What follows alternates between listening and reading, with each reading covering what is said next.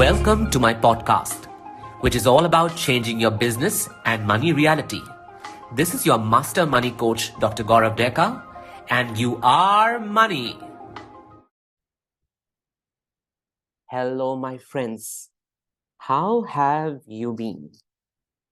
Well, to tell you the truth, I have had a really rough week last week. I think on Thursday, last Thursday, I had a really bad throat and I couldn't speak. And I thought I had lost my voice for a while. And I thought that the next coming Saturday, I wouldn't be able to do my ATEPS coaching call. But then I guess I started on antibiotics quite early. And by around Friday, I was beginning to feel better. And by Saturday, I could go to the call. And boy, oh boy, that coaching call was the most fascinating. It brought out parts from within me, and the kind of coaching that I delivered, I didn't know that I was capable of speaking that way. I was capable of bringing up those questions and coaching my clients on things that are difficult to address, are uncomfortable in the body. Like we spoke a lot about how women are considered to be ambitious in a way that is not good for them to be perceived by the world, by the society. Like one of our clients mentioned how, she was slut shamed, as a young girl. And from then it's become so difficult for her to be visible in the world. Like every step that she takes is a step of caution. What if someone says something about me? What if someone, calls me a slut again? What if someone uses expletives against me and then this identity of being a coach is compromised because the world is, throwing all these expletives. The world is talking about me in the wrong manner. What if I say something wrong on the internet and people call me out for it? So she had to live in a constant state of dread about who she is, about the things that she wants to talk. And, at that point, as I was working with that feeling in the body, because, when I do coaching, I just don't faff. My coaching is one of the most superlative forms of coaching because I always go to the traumatic origins of people's experiences. I just don't tell them that, oh, change your mindset. What happens if people says, it doesn't matter. Oh, let them think the way they want to think. I don't do that. I mean, of course, I would say that to encourage my client at some point. But if my client is coming at such a vulnerable position, wherein that reality that they're experiencing is so real for them inside their body, then it's important for me to go inside their body. It's important for me to help them embody the safety by processing their feelings. And feelings cannot be processed rationally. I'm sorry, but people who talk about processing feelings rationally, I talk about it all the time on Instagram. I talk about processing feelings, but there's difference between I talking about it and I actually making people go through the process of processing the feelings inside the coaching container. That is what makes my container, ATEPS, a trauma-informed one in comparison to all other containers where they might just be working through rational methods and behavioral methods and, things which concern attitude and aptitude and confidence and all of those things. Here, it's about the body. I will not let my client go without doing the body work. And of course, in the beginning, it's uncomfortable. So we have to take a moment to stay with those feelings and explore them in the body. So when we worked with this client and we, went inside her body and we released and worked with those emotions that were holding her back from being who she wanted to be. Not only she could experience that liberation, that freedom, but also I actually asked her, like, let's imagine all of us are so much in touch with our desire that we embody that desire, allow ourselves to be absolutely non-hypocritic, non-hypocrite, or whatever the word is, with the desire that we have. Whatever our desire knows no hypocrisy. You know, there's this, I heard of this line and read this line in one of my favorite writers' book, Ghalib Sirajdallah. He has a book called The Exiles, and the book starts with the line, desire knows no hypocrisy. Desire knows no hypocrisy, right? And what if every one of us was willing to own our desire without hypocrisy? And what if that was the true meaning of the word slut? I even came up with an acronym the next day, you know, on Instagram, that I put up a post that sort of went viral. So many people, you know, asked me and said that, oh my God, Gaurav, you're a doctor. How can you say about such things? And I said the acronym, you know, super legitimate, ultra tenacious, like super legitimate, ultra tenacious, SLUT, slut. And what I mean by that is someone who is unbreakable, someone who is super legitimate, you know, speaks their truth, someone who is so much in their power that all other voices around them dampened, someone who has total autonomy over their desire and is absolutely not scared, non-hesitant about expressing them, demanding them, putting them out in the world. What if this is the person that the world needs today? More than people who are talented, more than people who are skilled, more than being a therapist who knows XYZ methods, more than being a coach who can, you know, create brilliant results. What if just by embodying who you truly are, being the slut that you are, it was enough for you to inspire people around you? It was enough for people to look at you and wonder, wow, you know, I want to be like her, I want to be like him.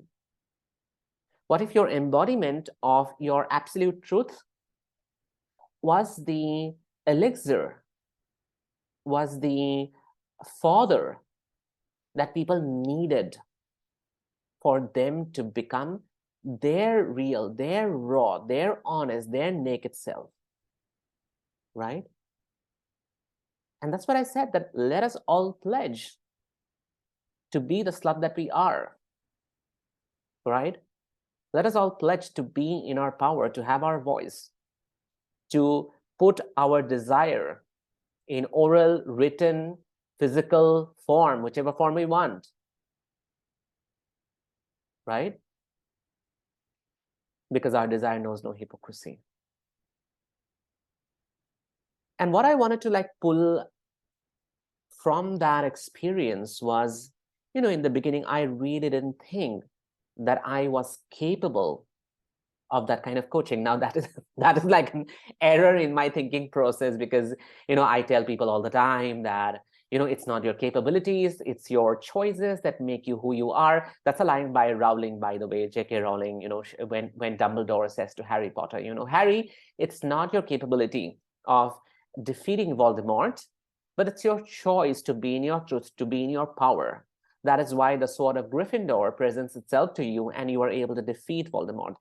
And I absolutely and completely abide and, you know, hold that truth in my heart, that it's not actually our capabilities, it's our choices that make us who we are.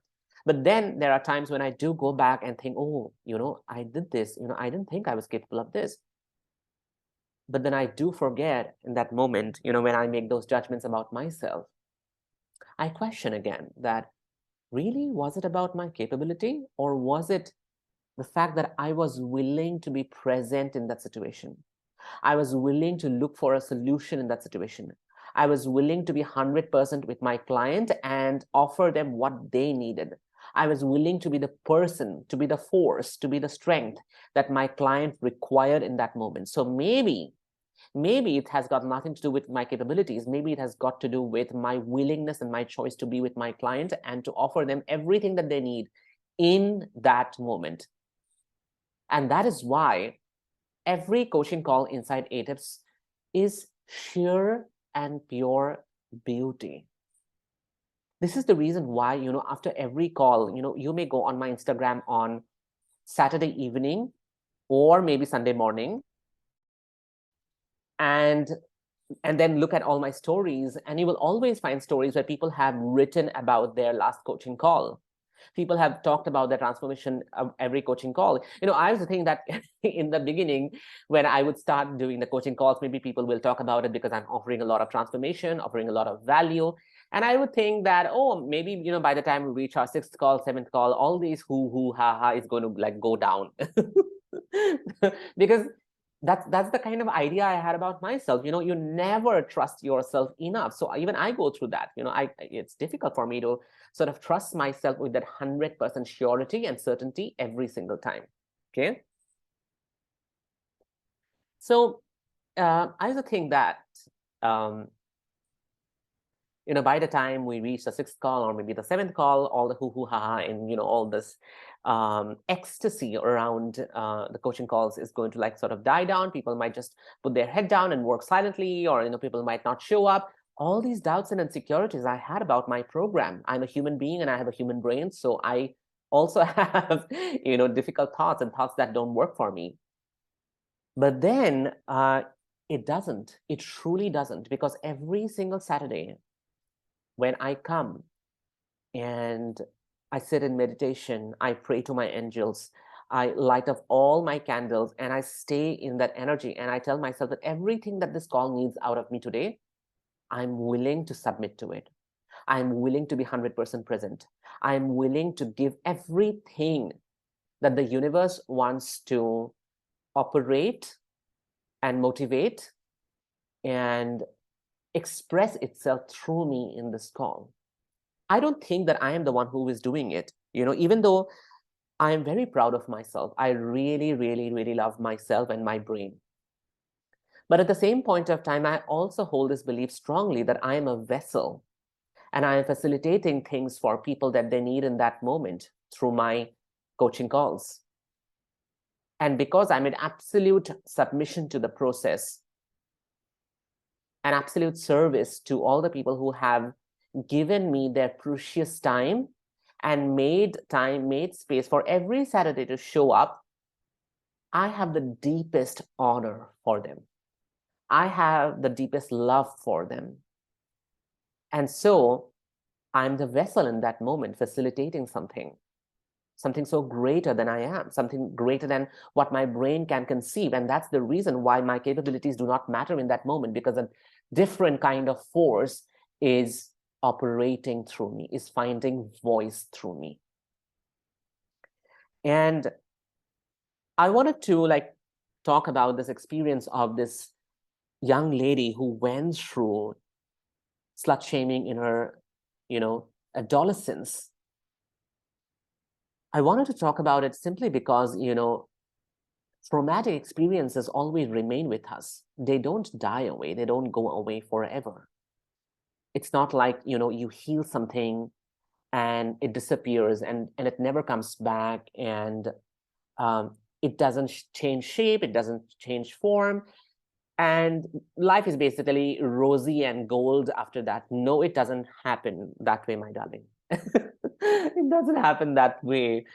People ask me, Gaurav, we know that you have been through, so many years of depression, 6 years of, toiling and being in that state.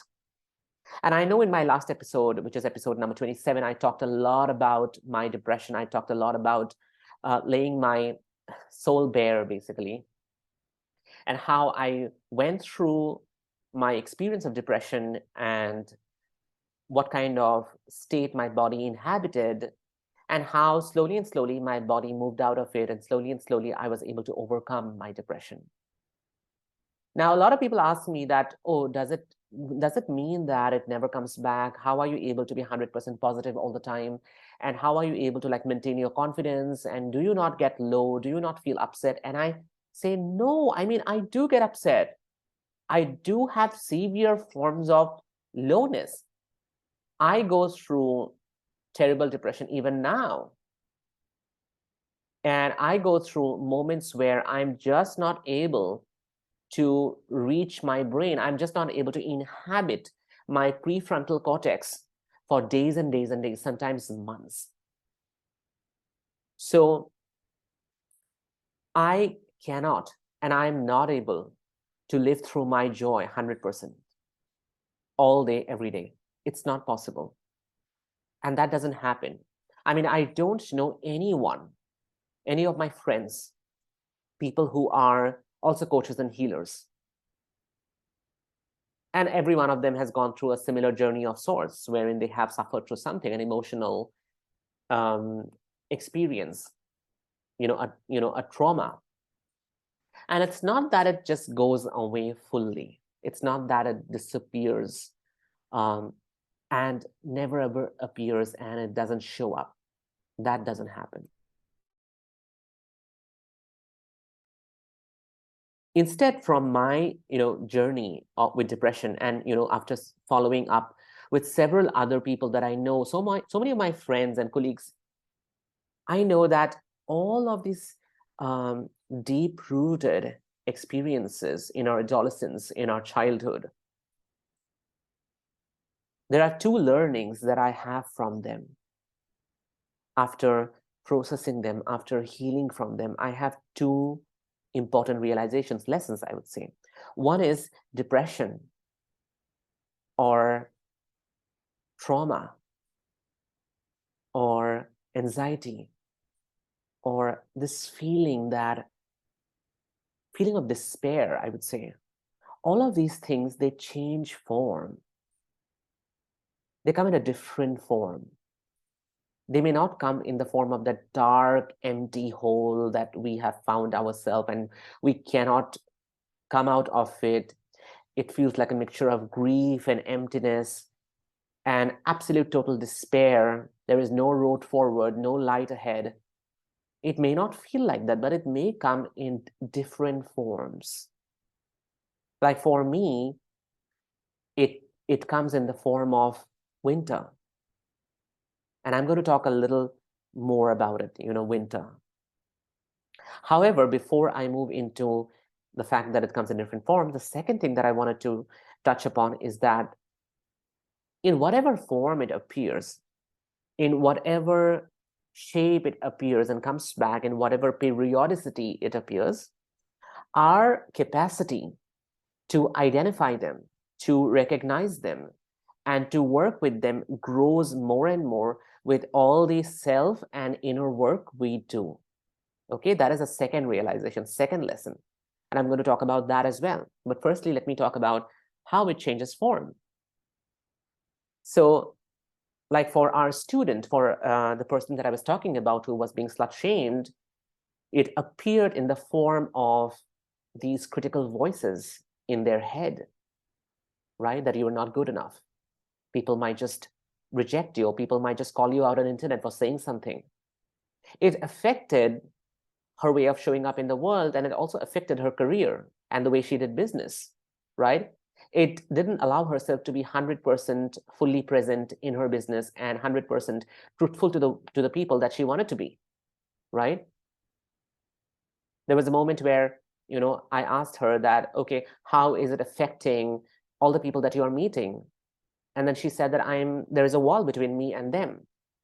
I'm not able to be who I want to be to them because there is a constant voice that keeps coming back saying that, what if they say something about me? I may not even know what they exactly will say something about me, but then that fear is so somatic. It's so inside the body. It's so, diffused and almost present in every part of my body that, it hangs like a diffuse cloud all around. That's what happens. And that's what happens to me as well. So whenever winter hits, because winter was a very, very difficult period for me. It always reminds me of my depression. When the sun would go down, by the time it's 4, especially in Guwahati, where I come from, the sun would often go down at 4:30. And my body would just go into this state of numbness, and I would become more and more diffused, and I would feel that my brain matter is spilling out, and there is no thought that I can hold on to. There is no focus. I cannot concentrate. I am just not in my physical body. I am just floating around. These kind of feelings, often would happen to me every single winter evening, especially more and more when I was going through depression, because then there was nothing to look forward to. Now, when I live a wonderful life, I live the most beautiful life. I live in a house that I love. I live with a partner who loves me like anything, every single day I'm in gratitude for all the love he has for me. My clients, and not only my clients, random people on Instagram, they text me and tell me that, Gaurav, your podcast or your sharings on internet, and your Facebook group, You Are Money, your Substack newsletter has changed my life, has transformed the way I see the world, has helped me so much in my healing. And I'm so thankful. I'm so thankful to all of you people. I know you are hearing me right now. I'm so thankful to all of you people for all the love you have for me. And what I'm trying to say is, I have all of these beautiful things going on in my life. And yet, when winter hits and it slowly sort of descends, and the days turn darker, and the air becomes quieter. Of course, in Delhi, the pollution also hits more. So that's why I had the sore throat. So what happens is, I start going back to my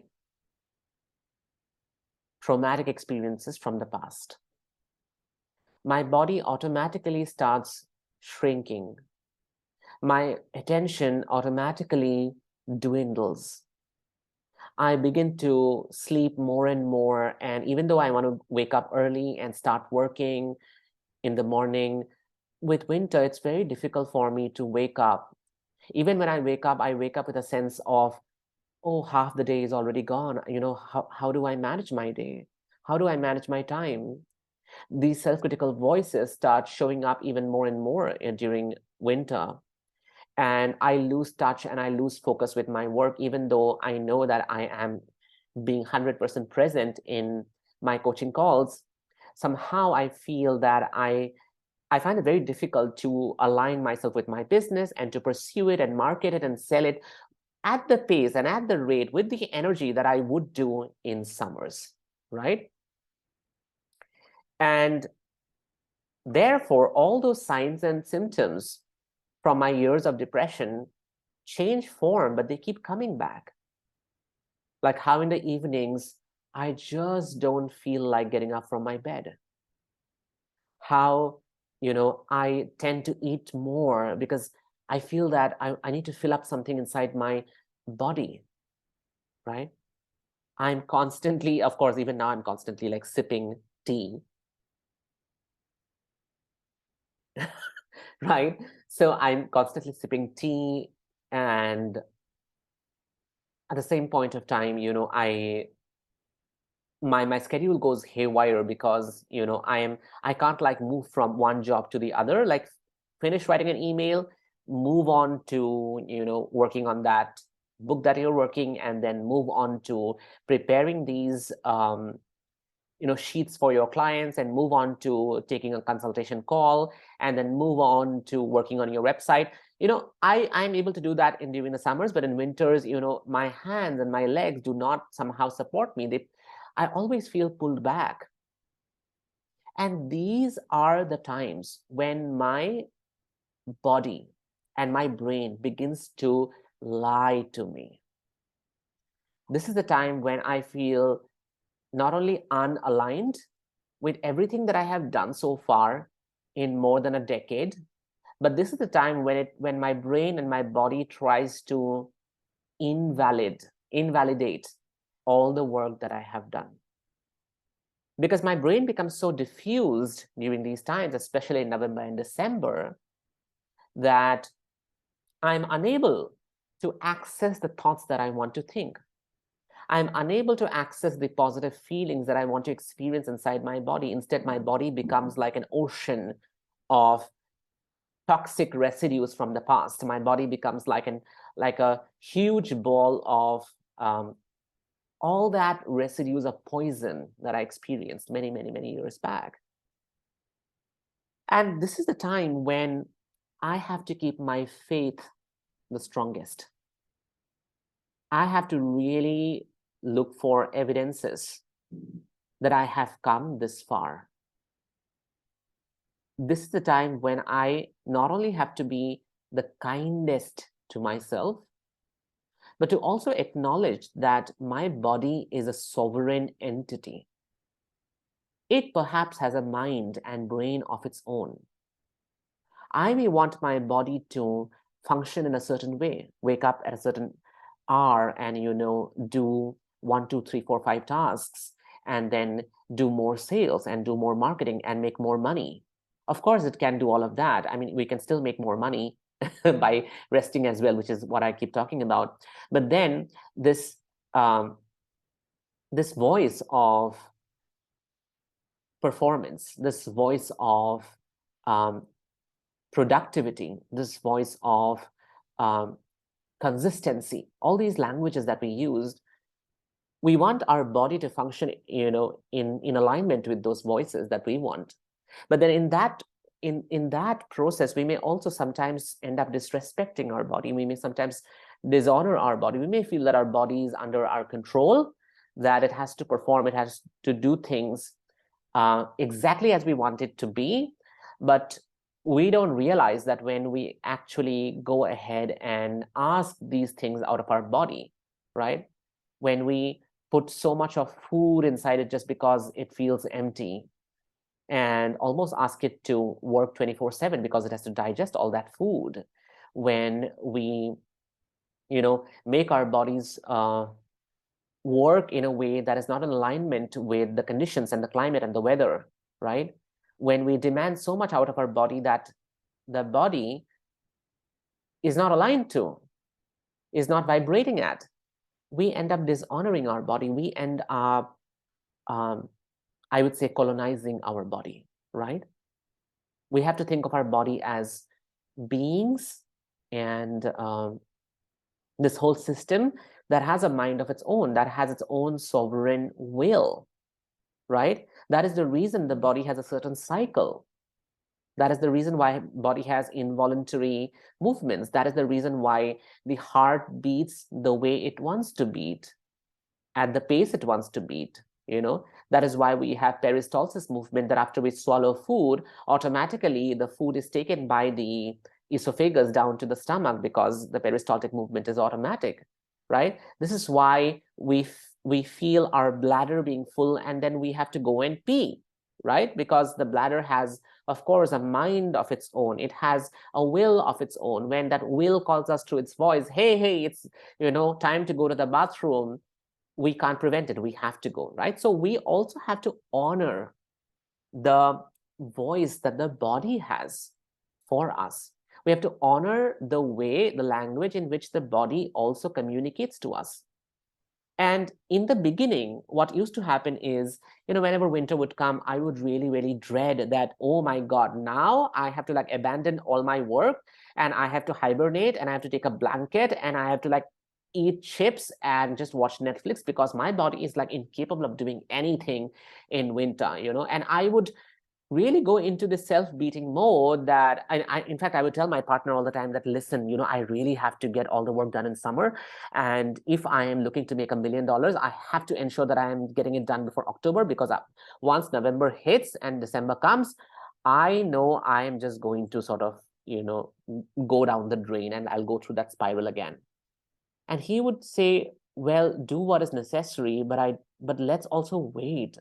Let's also wait how you respond to your body this time.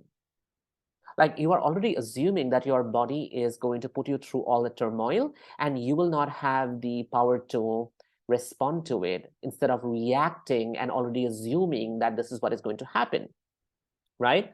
So instead of going into the self-beating, self-flagellation mode, let us stay with it and see how your reaction and how your response changes, right?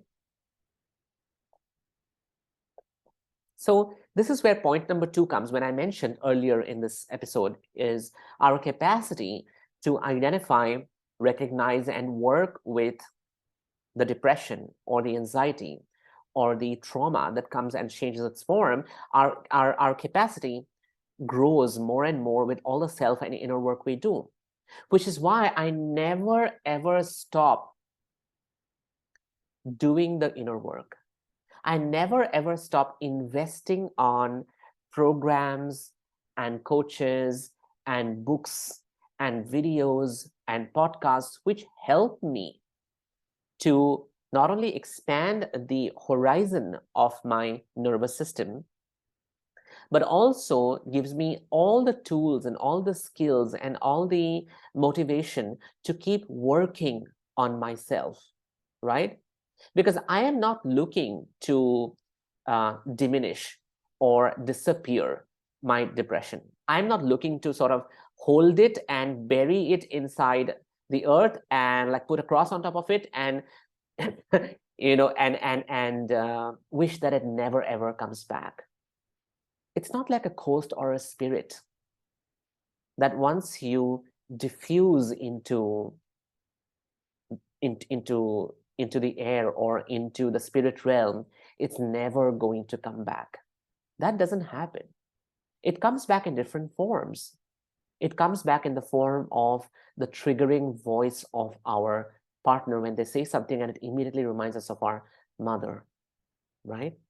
It comes back in the form of a client saying something about how dissatisfied they are with the results they're experiencing, and we make it personal about us, and we go down that spiral.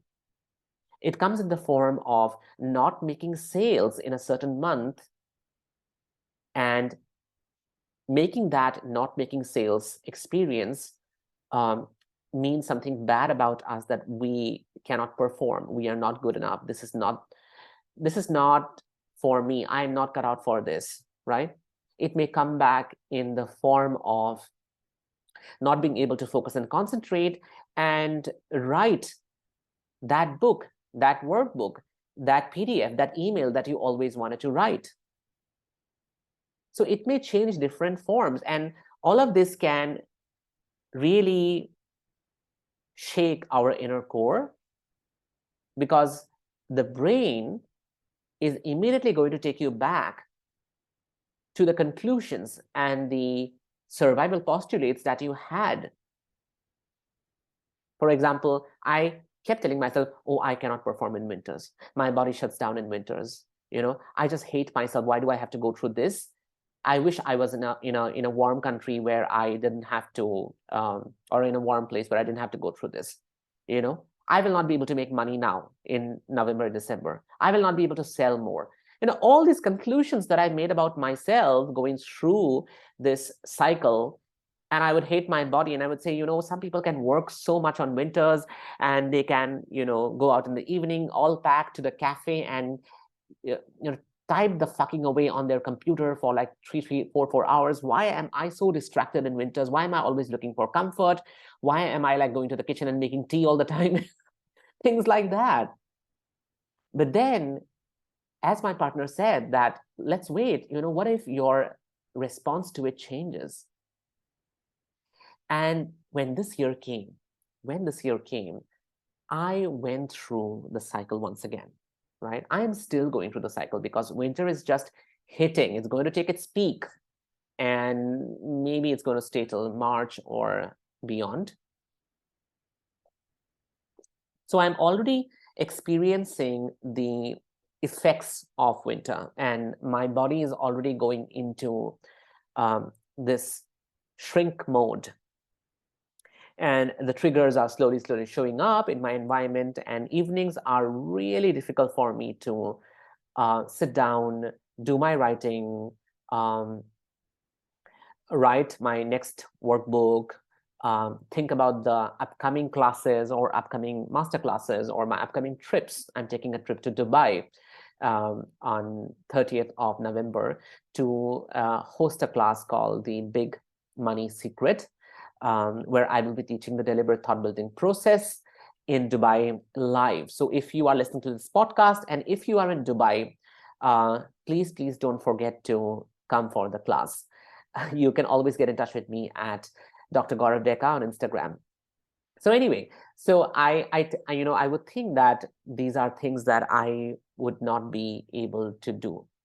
And I would always conclude. But this time what happened is I stayed with those feelings. I didn't resist those feelings. I didn't make those feelings and thoughts mean something critical about me, right? I did not allow myself to become handicapped to this experience or via this experience. I stayed with it and I said that, well, as long as my body supports, whatever hour during the day my body supports, I am going to do that much amount of work. Whenever I am able to respond to my students in my Facebook community inside ATEPS, where people ask me questions and I coach them, whenever I can, I will go there. If I don't feel like doing a live on Instagram, which I would do a lot in summers, it's okay for me to not do. Instead, maybe I will just lie inside my blanket and I will just write a few posts that I want to write, right? If I feel like sleeping a little more till 8 or till 9, I will allow myself that. And if during the day I am only left to wait 2.5 hours to perform, to write, to speak, to devise my new modules, I'll just use those 2.5 hours. Right? So I gave myself not only this liberty, but I also started honoring my body for everything that it seeks during the winter. I was in communication that with the depression that my body experiences at a somatic level, because now the depression is no longer, mental. It's no longer that, I'm just like a vegetable in my brain. It shows up in my body, right? Because maybe I have done a lot of mind work. I've done a lot of mental work. So mentally, I feel calm. Mentally, I feel that, I am in control, of my thoughts, right? But bodily, it's very difficult for me, right? So this time I was in alignment with my body. This time, instead of reacting to my body, I responded to it. And I asked my body, what would you like to do in this moment? Body, what is it that you are saying that if I listen to you, I would be able to utilize it for my own goodness? Body, tell me the time that you don't want to think, you don't want to feel, and I will take you to bed and we will just lie there and we will cuddle together and I will continue to hear what you have got to say. Body, if you feel slowing down and shrinking in the evenings, how would you like me to support you and be there for you? So I started treating my body as a very, very sovereign entity, as someone who is independent, someone who has their own voice, someone who has their own mind, right? Someone who may have a very different way for me to do business during these months, right? And then I just realized that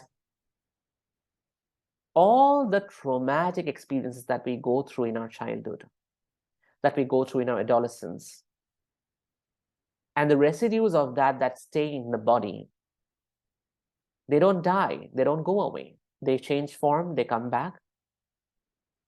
But as long as we keep doing the inner work and we keep investing in ourselves to learn, to study, to resolve, there comes a time when at the bottom of losing all the faith, at the bottom of concluding sometimes that all these trauma work is shit, nothing works for me. Maybe it works for others, it doesn't work for me. I don't know, why did I even get into this?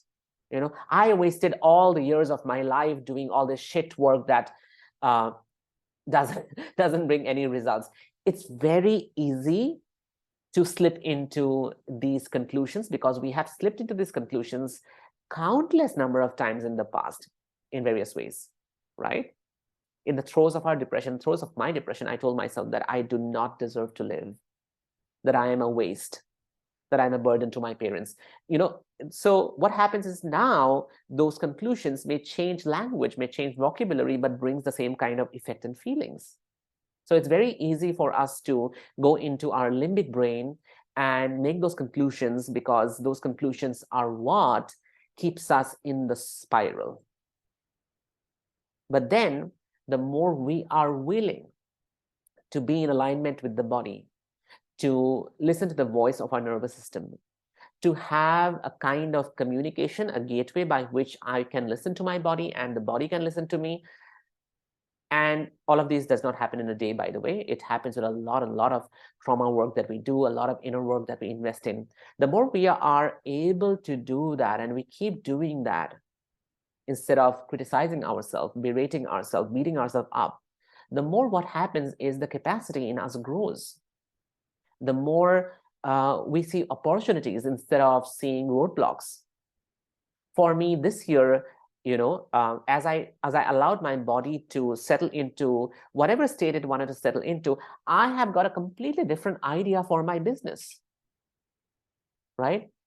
What if I could use this time to think about the new ideas? What if I could use this time to slow down and feel my body? And by doing that, I could teach how to slow down to my students. What if by being in alignment with my body, I could actually enhance some of the modules inside ATEPS that I teach on body-based business, how to be in alignment with your nervous system. All those modules could become better because I would start experiencing the same inside my body, because I would be open to that experience, right? So this is how by being in alignment with the body, this is how by changing our responses, we are able to be truthful to who we are. We are able to hold on to our faith. We are able to be in communication with our body and grow our business. Yes? All right, my friends. This is here me signing off today. And I'm going to see you next week. I'm going to speak to you next week. Thank you so much for listening. If you enjoyed listening to this podcast and are willing to change your business and money reality, head to my free coaching community on Facebook called You Are Money. Link is in the show notes. And do not forget to leave a review on Spotify.com or Apple Podcast. Thank you so much.